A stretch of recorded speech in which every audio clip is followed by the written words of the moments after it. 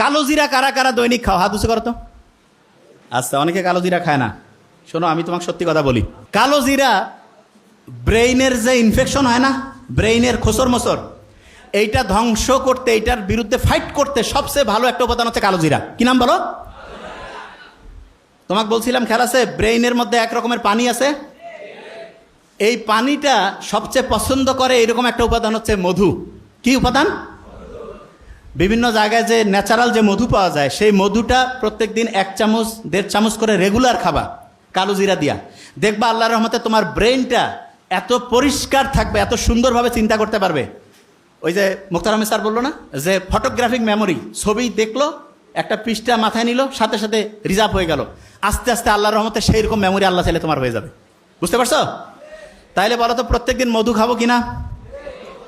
কালো জিরা প্রত্যেকদিন। যারা মেডিকেলে পরীক্ষা দিবে কয়টা